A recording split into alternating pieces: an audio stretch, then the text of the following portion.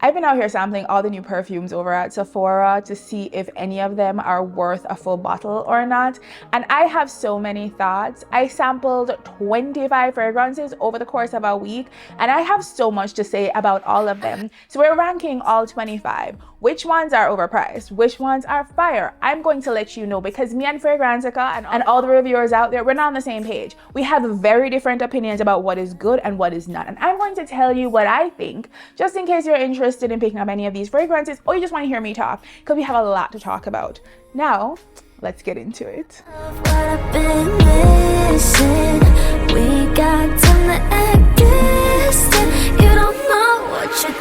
Hi, I'm Jeanique, and I know y'all are tired of all the Sephora content back to back, but it's not my fault. This is what my life has consisted of for the last week or so, but it's almost over, just a little bit, kind of. In today's video, we're focusing on fragrances though, as I rank 25 new releases from Sephora that I tested, and I have a lot of opinions about, and we're ranking all of them. We have A tier to F tier because there are some F tiers among the bunch, and we're gonna have a little bit of a perfumey conversation with one another and talk through what is worth the money for me, maybe for you, from Sephora right now during the sale, even 30% off, because we can't get everything. We're not billionaires out here. So if you like a perfumey conversation, you like this kind of content, you want to know about fragrances at Sephora and elsewhere, because I do all kinds of stuff. The next run is going to be all about Arabian fragrances, because I have some hauls coming, some reviews coming. Stick around for that. Then I hope you subscribe. If you already subscribed, thank you. I appreciate you. Thank you for being here.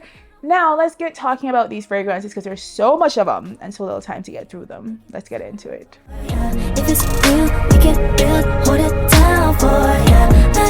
So we got categories. We always have categories in my video, and like most ranking videos, we're gonna do A tier to F tier. Now F tier are fragrances I would never wear. You could not pay me to wear them. It's just not for me. So we're gonna do F tier to starting with number 25. We're gonna work our way down to number 1, the best one of the bunch in my opinion. Maybe a controversial choice, possibly, maybe. And we're gonna talk through all of them. So let's start with my F tier fragrances. In the number 25 spot, it's a surprising one, y'all, because this was the main reason I went to Sephora, and maybe it's just a matter of like over promise, under deliver, and I'm salty about it, because possibly. But in the number 25 spot, F tier all the way, is from YSL. It's Libre, Flowers, and Flames. Now the internet is not flaming it. They're like, it's fine, it's mid. I don't say it's mid because they overpromise, under-delivered, it's not good. So what is this fragrance? It is basically the original Libre, right? Coffee, some vanilla, some white florals. We all know it. We can spot it from a mile down the road. It is so familiar to us. They took that fragrance and made it dirtier somehow. Made it muggier and heavier and not as like refined. It's as if they took Libre and gave her bedhead and like an after sex aura. I mean, maybe some people want that, but I don't. When I wear Libre, I'm trying to leave a classy kind of energy. I'm trying to give a grown woman elevation. That is the vibe I'm trying to give. I am not trying to give this with my Libre purchase. The fragrance isn't distinct enough from the original to make it special, but it's different enough in all the wrong ways that I don't see the point. I did not ask for this. I thought they were giving me flames. It's not flames, it's like a bushfire 2 blocks over. You can sort of get this sort of heaviness in the air, but nothing that's giving like smoking hot gal. It's not giving that at all. So do I hate this fragrance with a burning hot passion, and did I give it 3 out of 10? Yes, obviously. And let's move on, because I don't want to say something I'm going to regret. Yeah. In the number 24 spot is DedCool's Xtra Milk. Now, I think this is supposed to be the most popular fragrance from this brand. Do I understand that as a concept and as a theory? I do not, because it don't smell good to me. Hear me out. I've realized something. A few weeks ago, I did a Ellis Brooklyn specific video where I talked about vanilla milk and my issues with that fragrance and my confusion around that fragrance because of the sweetness, the lactonic milkiness with that sort of salty skin scent vibe with sweetness as well, like over the top sweetness, that it came off really overwhelming and a little bit just, it's not for me kind of energy. Xtra Milk does that, but like 10 times more. It's a 5 out of 10. It's not good for me. I the internet loves this fragrance. And so I think there's an audience for this that is not quite, I'm not the audience. Here's why.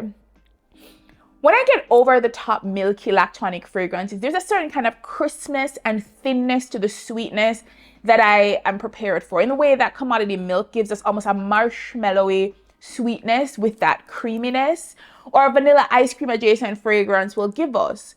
These take almost like a fruity overripe sweetness, the way that like jackfruit or mango would be overripe, but mixed in with the milk, and then thrown in some sort of booziness to that fragrance to make it feel even more interesting, but also not for me. The combination almost smells spoiled to me in a way that I do not enjoy. And I'm realizing it's just a category of fragrance that most people love that I don't seem to be able to get on board with. I just find it slightly off-putting. When it's just straight vanilla sweetness and it's very gourmand, give it to me.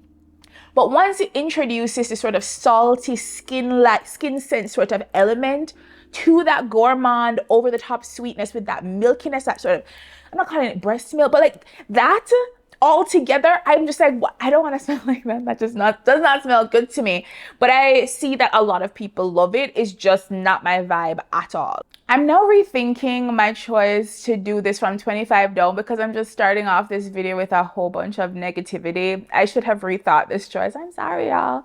Okay, so number 23, because we're already doing this, is from Love Shack Fancy.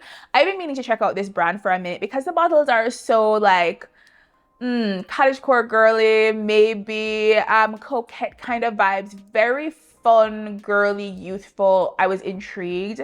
So this fragrance in the number 23 spot is Bohème, and it's a peony heavy fragrance that has a black currant sort of introduced, but not the kind of va-va-voom, kind of slightly aggressive black currant you get in like the old formulation of C Intense that we know and love, right?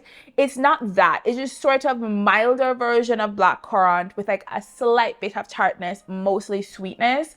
This fragrance I gave a 6 out of 10. Isn't bad.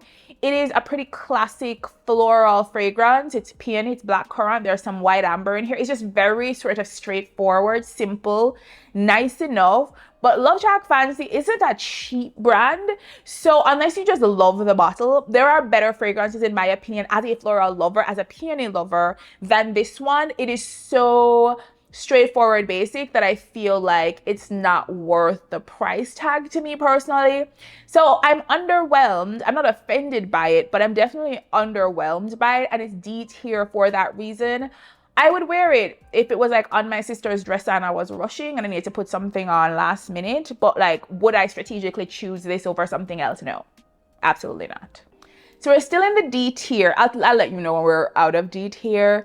But in the number 22 spot is going to have to be, and I'm disappointed to say, it's Fleur Strawberry Letter. This is a fragrance that's right up my alley. Low key, it could be called Strawberry Letter, but it really reminds me of Kale in Juicy Apple. It's this very jammy, sweet red fruit that is candied and sweet and yummy. That strawberry is like a compote that has been mixed with sugar and reduced down. It is pretty, it is fun, it is a nighttime scent. You could wear it to bed.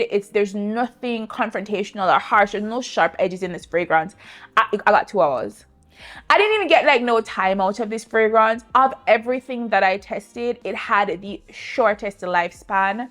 No, I don't know if you've had this for a while, if it macerates, if you get more longevity, but I'm not hopeful. I have some Fleur fragrances that I was like, okay, the longevity isn't great, but I'm gonna take it anyway because it's so specific. Like the mango one they do, right? It's like a sour version of mango. It's not as popular, that sort of type of fragrance, so I'm willing to go with it. But this one in particular is an EDP, so it is more expensive than their body splashes, but it doesn't perform better than their body splashes. No, I don't need performance out of everything, but 2 hours, I'm not even going to get to the place, eat dinner, and come home in the 2 hours. I don't need 8 hours, but can I get at least 4, y'all? 3?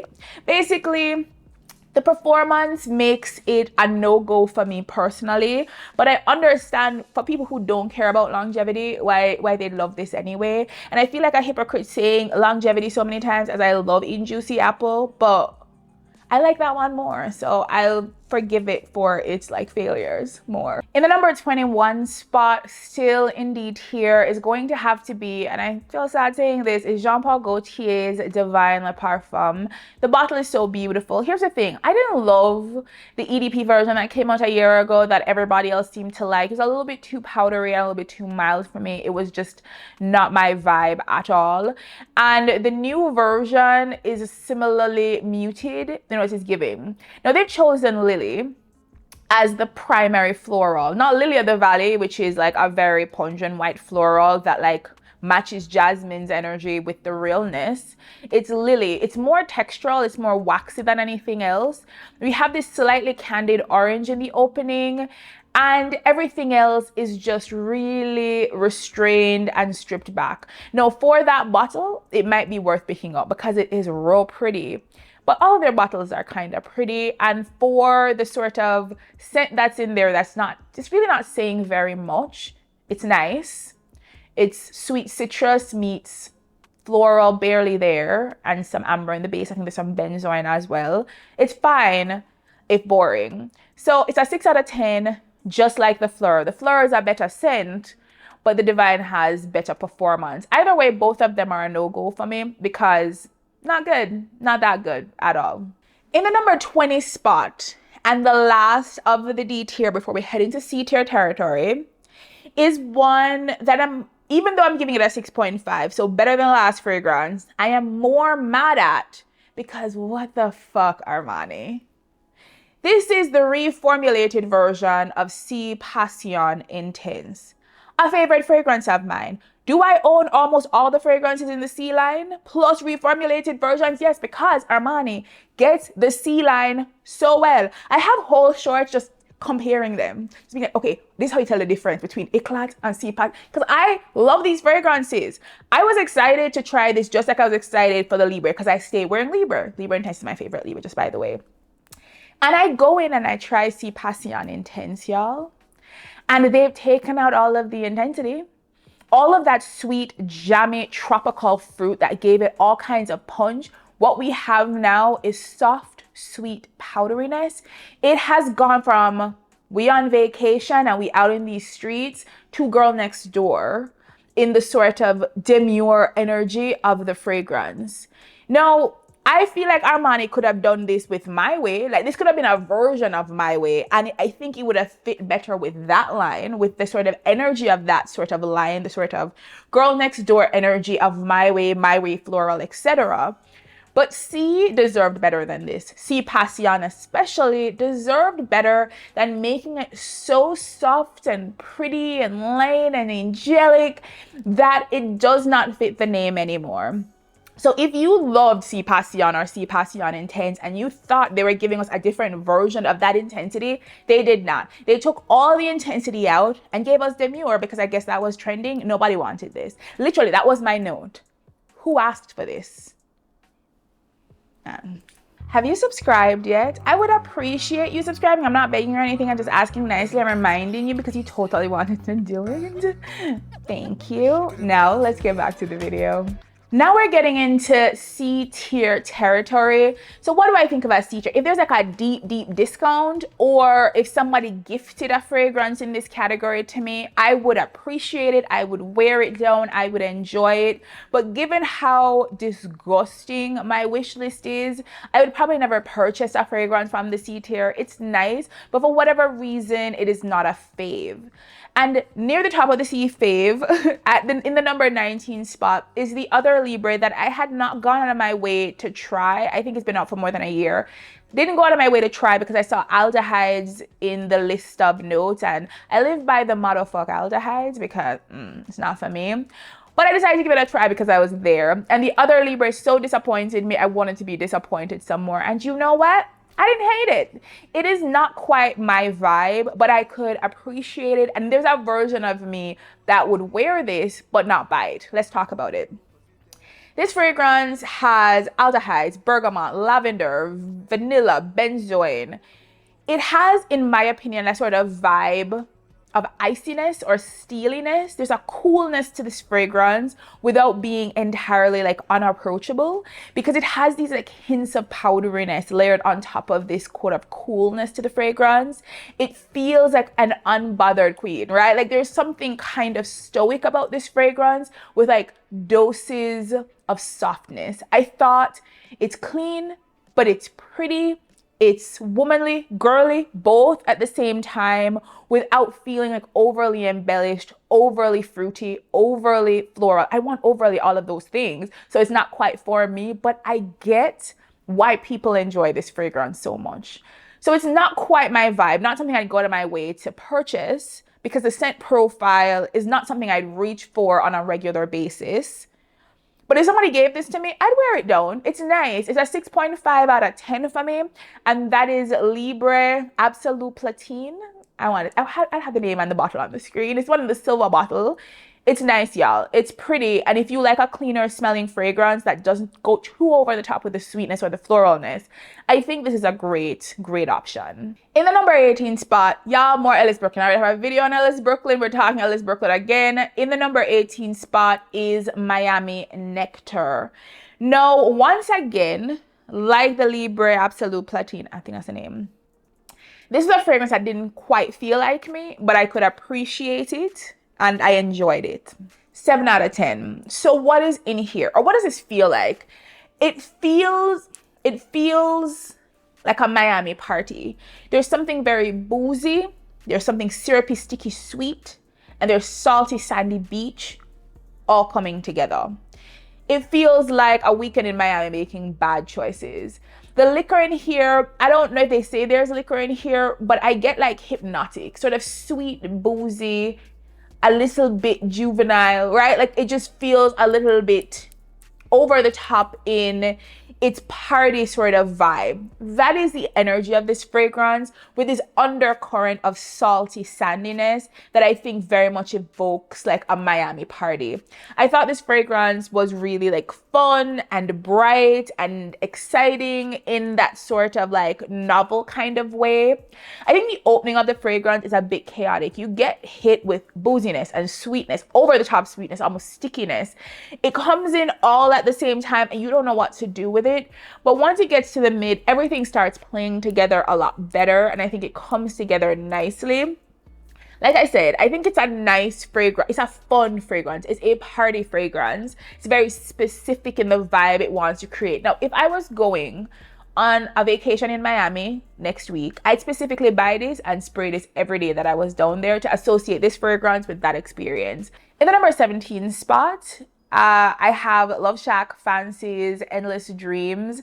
Now, unlike the last fragrance, I think this one makes a little bit more of a bold statement in some of the decisions and the direction it takes. And I really did appreciate this one, giving it about a 7 out of 10.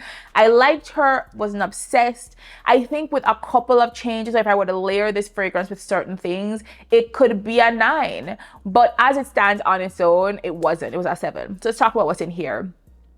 It is a lot of white florals. So I know there's jasmine in here. There's peony in here as well. There is some red berries. So we have some raspberry, some strawberry, we have some vanilla in here. We have actual red berries in here, which offers like a sweeter, less tart sort of introduction to this fragrance. It's really at its core a very heady white floral, giving like almost a throwback white floral kind of energy. So that's what I mean by like a bolder take. The peony softens the jasmine just a little bit, making it less aggressive. And we get some tartness, some freshness from the strawberry and raspberry, and a lot of sweetness from the red berries. Sort of a classic combination that works really well. And I like that they made some bolder choices with the white florals in here. I like we have a mix of sour and sweet in the fruit that we have, and we have some vanilla to help smooth everything out. Nice fragrance. I think if some woodiness in the base, some nice sandalwood, some cedar, a little bit of coffee, some vetiver, something to darken the base would have made this like sexier. But as it stands, a nice work fragrance that is sort of a little bit of a boss bitch floral kind of energy with a little bit of sweetness and tartness to help balance everything out. I think it's nice. Nothing crazy though. I gave the number 16 fragrance a 7.5 out of 10. Even if the internet isn't a fan, I liked this one. I really did enjoy her. She was a cute little vibe. We're still in C tier, so I wouldn't purchase this fragrance, but if somebody gave it to me, I'd wear it. And it is from Marc Jacobs. It's Daisy Pop. Now the reason I really liked this fragrance, it's fresh florals and citrus mixed with some warming elements, a very warm vanilla. So it's grapefruit, it's yuzu. We have some kumquat in here. Marc Jacobs does love him some kumquat, doesn't he? There's some violet leaf and there's some jasmine. I like a very distinct jasmine that hasn't been made too like simplified or stripped back. It's still very much present. You can smell the jasmine in there. It's this very floral, not too soapy jasmine. It's really nice. If you like a more citrusy white floral fragrance with not too many fruity sweet elements, this is a nice like everyday fragrance. I think the vanilla helps to smooth everything out, calm everything down. It felt really cohesive. It felt like approachable. It was nice. So I have 2 fragrances left in C tier, and these could have tipped over into B tier on a good day, but for today they didn't. The first one I want to talk about is Forever in Love. I think is the name from Love Shack Fancy. Is this the highest ranking? I don't think so. I think there's one more left. This one is the most gourmand of everything that I try. It smelled like creme brulee with an extra sprinkle of sugar on top before it gets torched. It's very cozy, it's very sweet, it's creamy, it's warm. There is a bit of a floral element in here from some gardenia, which adds to the thickness of the fragrance, and adding this floral element makes it not feel like quite like food. It keeps it in this perfumey territory, but very cozy, easy wear fragrance. 7.5 out of 10. I really like this one. I would definitely own this fragrance.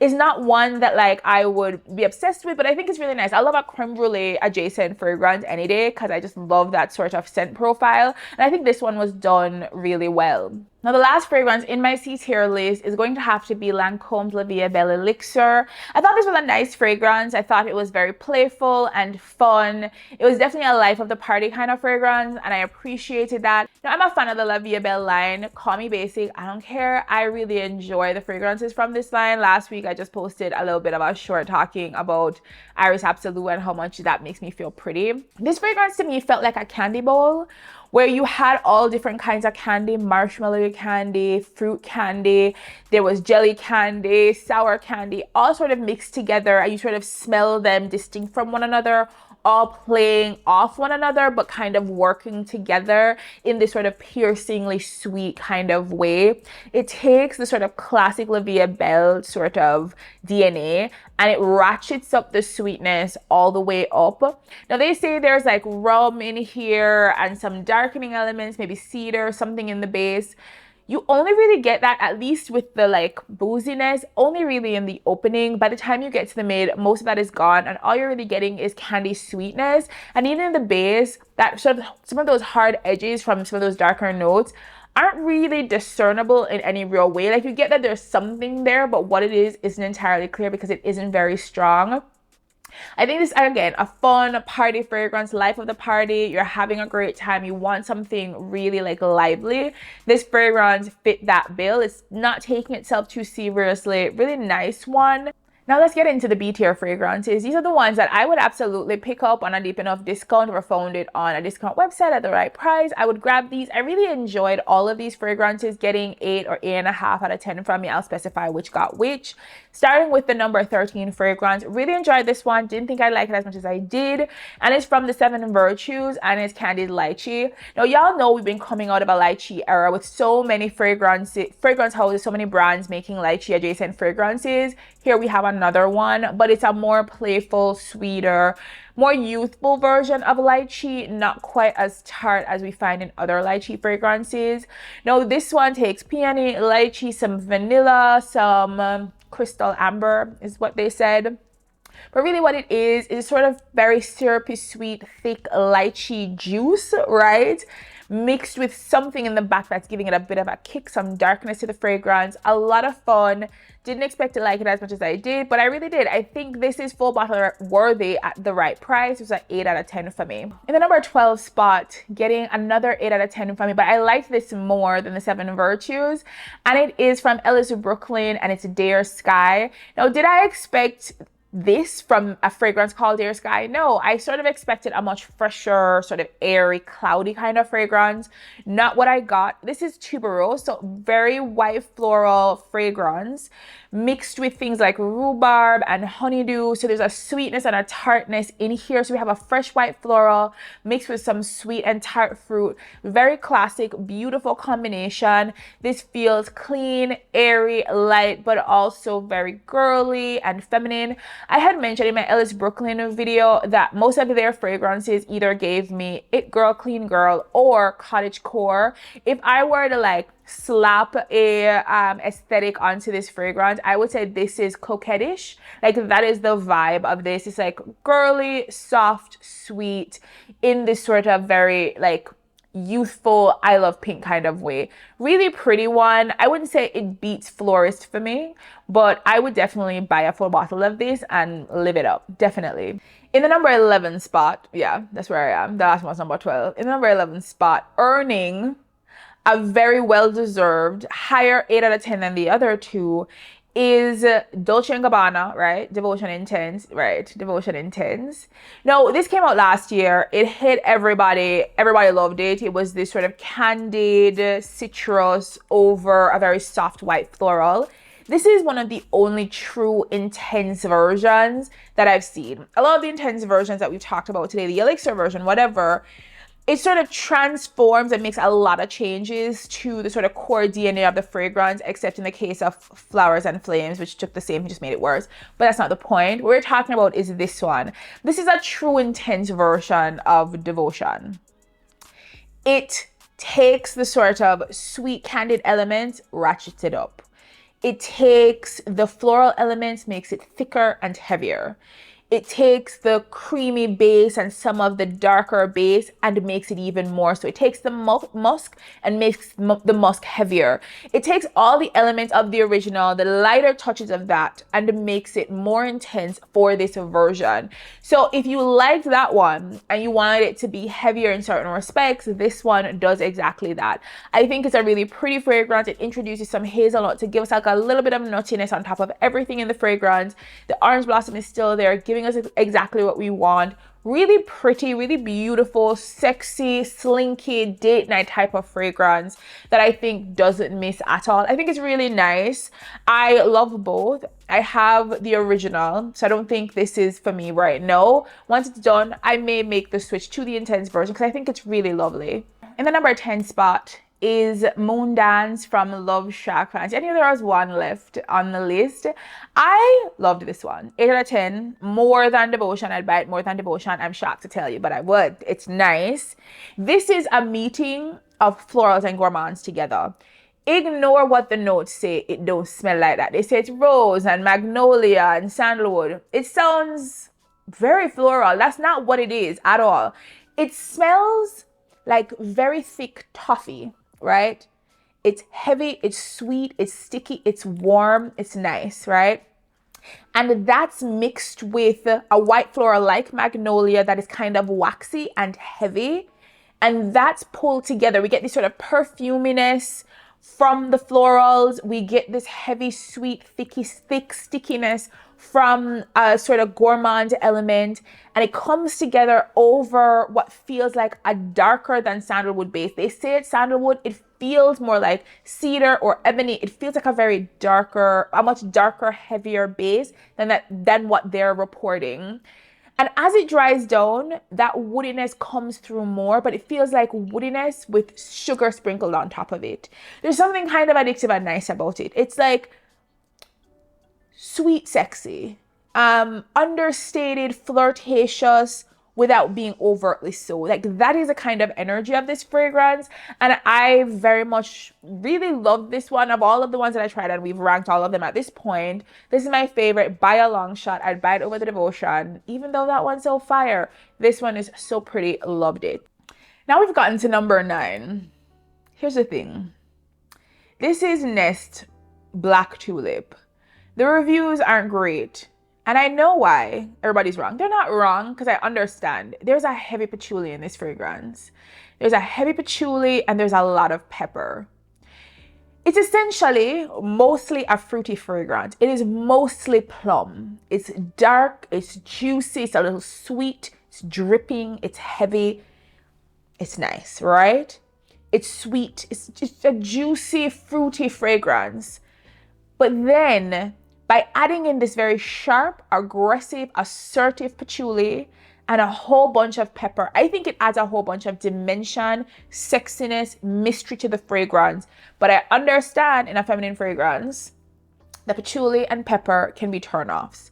So I understand the hatred black tulip gets, but for me personally, as somebody who enjoys a patchouli note in all its many forms, and who enjoys pepper because it feels like I can almost feel it, not just smell it. I love that. I enjoy the combination of those elements with a lot of dark fruit. I don't think I've tried that combination before, like a heavy plum fragrance with patchouli. Why not? I really enjoyed this. And basically there's more Nest to come. And basically what I learned is that Nest is fire, y'all. Nest out here just making all kinds of lovely ass fragrances. And I was in the dark because I'd only tried 2. Now I need to try even more. I'll talk about the other ones to come, but this one was a favorite. And I thought it was gonna be full bottle worthy until I tried some others from this. And I was like, you good, but you're not as good as the rest of them. Did not see that coming, y'all. So good. In the number 8 spot is a fragrance I did not expect to be in the number 8 spot. When I tried it, I did not have high expectations and it shocked me. And it is Glossier You Rev. Now, again, reviews aren't great. I don't know what the case is with this one specifically. I think some of the reviews that I saw said it was very close to the one in, not the original Glossier You, but the other one, the second one. I haven't tried that one. I've only tried the original and this one, and I really loved this one. Now, as I've mentioned in previous videos and kind of in this one, formaldehyde, I don't love a soapy scent. It's not my favorite scent profile. I don't feel like I need to pay to smell like laundry. It's not my vibe. This was a beautiful combination of clean smelling with floral and fruit together. Like it just brought the right amount, like it skirted that line of the right amount of freshness I would tolerate with like floral and fruit mixed in together. And at the very base of this, there's ambroxan and ambrette, which introduced this sort of darkness and heaviness to this fragrance that was very unexpected. So there's something juicy and sexy and yummy about this, especially in the opening when we're getting a lot of that beautiful fruit. And as it develops, it just gets cleaner and just a little bit darker and more understated. Really impressed with this fragrance. I know it's not a favorite on the internet, but I thought You Rev was really impressive. Did not see it coming, and I would absolutely and did buy a full bottle. It's on its way from Sephora. I cannot wait.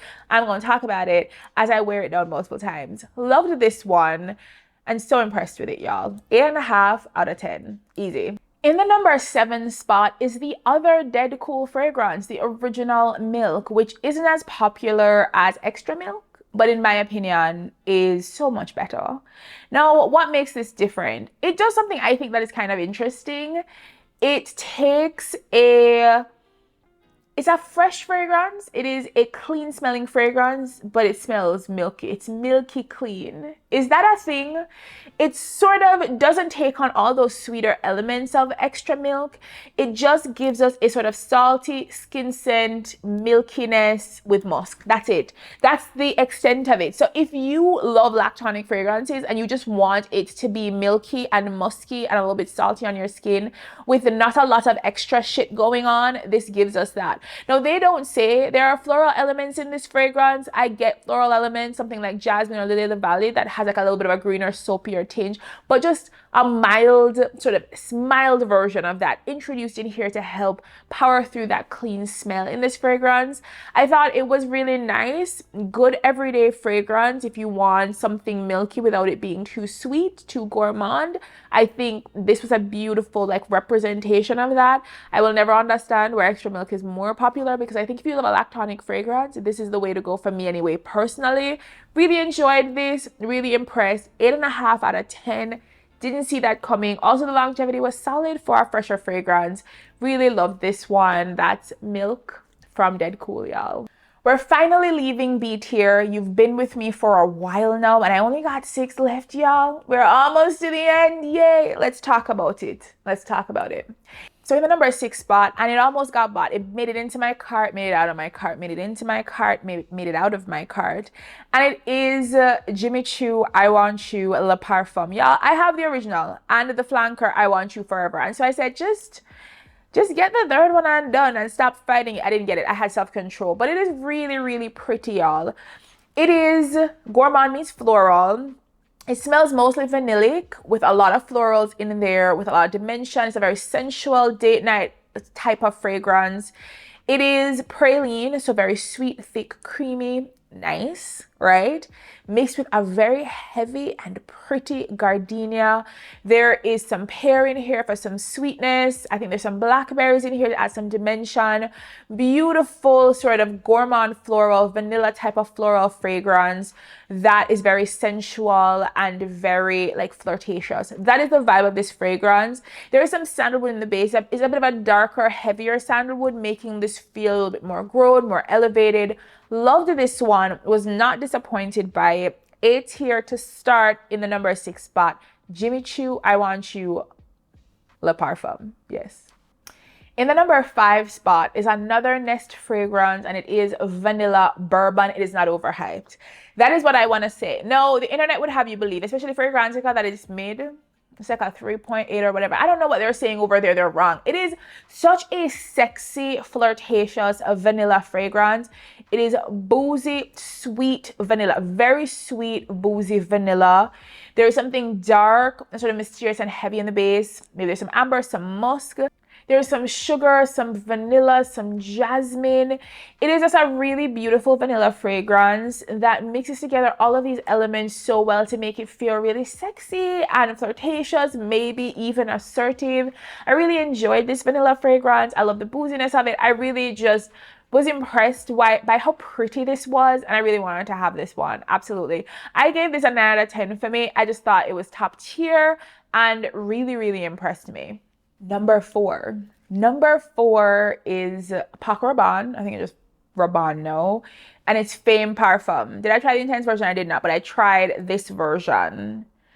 And it is crazy good. I was like, stop being so lovely. It is, so we know the original Fame is mango, right? Very sweet, juicy flesh of the mango. Like that is the vibe, just made lighter by floral. So it isn't so overwhelming and claustrophobic. This one is claustrophobic. You want to be encased in all the mango, but it doesn't quite just give me mango. It gives me almost jackfruit, right? Like it is custardy and sweet and thick. There's some frankincense introduced here for some warm like spices in this to make it feel even heavier and darker. Y'all, it is thick, it is heavy, it is mangoey, it is sweet, it's tropical.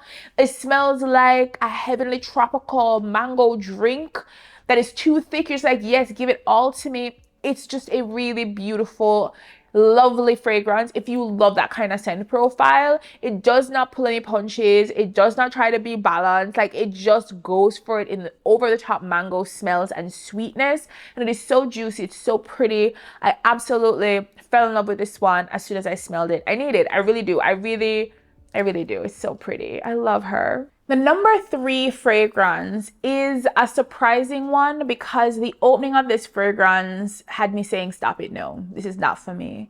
And it is Henry Rose's Torn. Now, I don't know why of all the fragrances from Henry Rose, I decided to sample this one because this isn't even their most popular fragrance. But what it did do was convince me I wanted to get like a sample pack from this brand to try even more from them because I ended up being so very impressed with this fragrance and I want to talk you through it. Now, this fragrance isn't just an assertive floral. It is an aggressive floral fragrance. I don't think they list any floral notes, but there has to be a white floral or rose and or both in the center of this fragrance, just knocking down everybody. This is the image it conjured in my mind. It was like a flower sitting out, growing in the middle of an arid desert. It's like something beautiful in the middle of all of this like dryness, steeliness, darkness. It just sort of stood out what was happening in this fragrance. It felt like a dystopian floral. It feels very modern to me. So at the base of it is this heavy dose of vetiver. You have to love that smoky dryness. It is aggressive. It assaults you. It is a lot, which is why the opening of this fragrance can be a little bit off-putting. But if you ride it out, this floral presents itself and sort of sits over top of that dark, heavy base and just rides it. And it's just like interesting, the combination of that like dark sharpness and this floral delicateness just sort of sitting and playing on top of everything. It is interesting and striking, and y'all, I'm struck. I want to know more about what Henry Rose is doing because this was special to me. I am curious about the brand now, because if this isn't the best they can do, then what the fuck are they doing?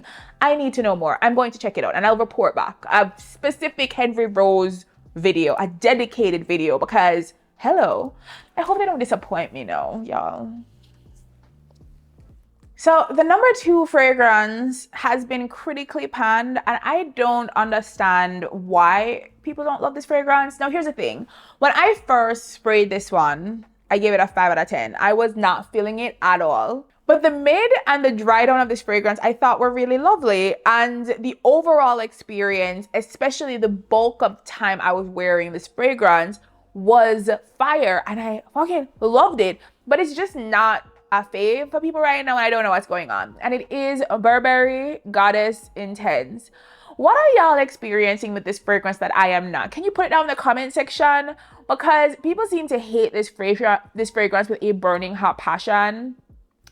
But I don't. I love this. So it was giving me like a sexier, darker version of the original Burberry Goddess, minus some of the lavender that gave it a lot of the sort of soapiness that it had. It didn't feel like a cleaned up version. It feels like a much dirtier version of Burberry Goddess. It is a lot sweeter. The Vanilla Absolute is a lot heavier in this fragrance. The dry down felt like there was ambergris in it, like there was something smoky and dark in the base. I don't think they list anything like that. I think the only thing they list is patchouli. And I do get some of that patchouli in this fragrance, but I do get something else that is making this feel like it just has a lot of darkness and dimension and beauty. And I really enjoyed this one to the nth degree. Now, right now, the Burberry Goddess line, the intense version, is just ridiculously overpriced in my opinion when you compare it to what it was going for a year ago when Burberry Goddess came out, and that was really expensive. This one is even more so. I think it's over $200 a bottle for the 100 ml. For me, it's not quite worth all of that, even on sale. And even though I very much enjoy it, especially since I have the original and so many other vanilla fragrances, but I do want to like give an alternative like perspective on a lot of the shade this fragrance is getting, because as much as I really enjoyed Burberry Goddess the original, and I have her, y'all, I prefer this one, like hands down. Really, like if I were to choose today between the two, I would pick the intense version over the original, even though that's a cleaner, more everyday vanilla. And maybe that's who was attracted to the original, not just like people who just love vanilla writ large. And they're a little bit disappointed by how much dirtier it's gotten, how much smokier, that introduction of patchouli. Maybe they just find it a little bit off-putting. I don't know. But I love all of the sort of choices they've made with this flanker, and I think it's a really successful one. In the number 1 spot, and it wasn't even close, this was by far my favorite fragrance. Literally, I'm standing in Sephora, I spray this on myself, and I say out loud without like meaning to, get the fuck away from me. Like, it just came out of my mouth. I was like, how dare you be so good? I loved this fragrance on first spray, and it is from Nest, and it's Golden Nectar, y'all. Now I know on Sephora it has a 4 out of 10. It's not getting the wild praise other things are getting. I don't know what people are smelling. I think as well on Fragrantica people aren't like obsessed. I don't know what they're smelling either. I absolutely don't know, because this fragrance is perfect. Hear me out. 10 out of 10. 10 out of 10. 10 out of 10. This fragrance is perfect. Now I should have known everything that I have tried from Nest has been good, has been great, has been lovely, has been a vibe. I came into the Sephora sale era, this one, expecting that Lychee Rose and I would go together, because it was at the top of my list as far as fragrances I needed to pick up, full bottle worthy, and then some. And then I tried this one. I was like, I can't just be buying just Nest fragrances. I need to save that coin for something else because I'm getting this now. I'm getting Golden Nectar now because I prefer to Lychee Rose. I love Lychee Rose. It would have been in the top 5 had I been sampling it for this video. But check it out. I did a review of it in my I bought 11 fragrances from Sephora video from like a few weeks ago. But this one just knocks me on my ass, and I should have known. Here's why. Now, every brand parades out its thoroughbreds. It puts them into gift sets so people get a better deal picking up those fragrances that they think will attract people to the brand. Like I said, with DedCool, it was Xtra Milk. Every brand has its thoroughbred. It's from Valentino. It's always going to be Don Born Roma, the original. It always is. It always is, right? From Nest, it's not Lychee Rose. It's not Vanilla Bourbon. It's not Black Tulip. It's not Indigo. It was Golden Nectar, this fragrance that just didn't have the best reviews on Sephora, didn't have the best reviews on Fragrantica. I'm like, why is this the fragrance y'all are making your thoroughbred? And then I smelled it and I got it. I got it. It is the perfect blend. Perfect. Hear me. I said perfect. Perfect blend of gourmand and florals. I love a gourmand floral combination because it's the perfect combination. A vanilla floral combination that gets it just right is my perfect kind of fragrance because it gives me all the white floral, juicy, lovely energy that I want and all the creamy sweetness, thickness, all of that shit all together at the same time. I get cozy, I get warm, but I get girly, I get feminine together. It smells sweet and yummy without smelling like food. This fragrance straddles that line just about perfectly, and I have no notes. It is fantastic. I love this one. It reminded me a little bit of Kate Spade Sparkle. That one having more pineapple creme brulee than this one.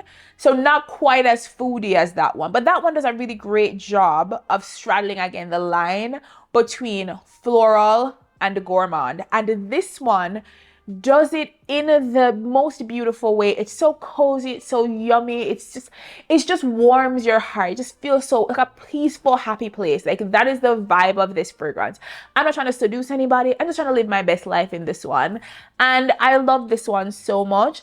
And so by far, 10 out of 10, no notes, my favorite fragrance of all the 25 fragrances I've tested over the last week from Sephora, my favorite, hands down, is Nest, y'all. Golden Nectar. And it's an easy win for me. Am I a Nest stan channel now? Because that was not the intention. There's gotta be a bad one among the bunch, right? What's the worst Nest fragrance? And can I go try it? Because right now, they gotta put out something I don't like. You know how I was talking about with Ellis Brooklyn that they're clearly like an audience that they're targeting, and it's the clean girl or the cottagecore girl, right? Like you gotta be one of those. I feel like whoever the girl is, Nest is trying, it's me. I'm the girl. I am the girl, because everything they put out, from the green scents to the florals to the black tulips and the plums of it all with the smoke in the bit, that's me. That's exactly what I want from fragrances. Gourmand florals, vanilla bourbon, lychee plus like y'all. Nest and I go together, like whatever. I'm not flirting or whatever. So that was all of them 25 fragrances. I came to y'all with the true tea, or at least my opinion about all of them, and how I disagree about some things and agree about other things, and how some things are amazing and other things are not good. Libra. Anyway, this is a fun one. I hope this is useful to you if you are shopping the Sephora sale at all and just wanted some tips, tricks, like a cheat code about the fragrances at Sephora to like beeline to certain types of fragrances when you go in to test yourself. I hope this was helpful. I hope this was useful. Now, I have done a couple like perfume recommendations at Sephora videos. The one that I just did, where I did 11 fragrances, the one that I did either earlier this year or end of last year, where I went through my collection and said these are the ones that I bought from Sephora that I love all the way down. I will link both of those videos just in case you are looking for recommendations. Thank you so much for being here. I really do appreciate you checking out my video, supporting my channel. I think you are amazing and just so lovely, and I hope you come back for the next one, because I think my next one is going to be Arabian focused, because I gotta wait for the Sephora box to come to do the unboxing and all of the things, but that's a ways away. So more videos on Arabian fragrances and affordable fragrances to come. If that sounds like your thing, subscribe, y'all. Subscribe. Again, I'm Jeanique. I love all kinds of fragrances, and I tackled 25 of them for you and also for me, so I can know which ones to buy. I'm gonna come to you with the truth here about the ones that I did get and talk to you about that when the time comes. I'll see you then, y'all. Bye.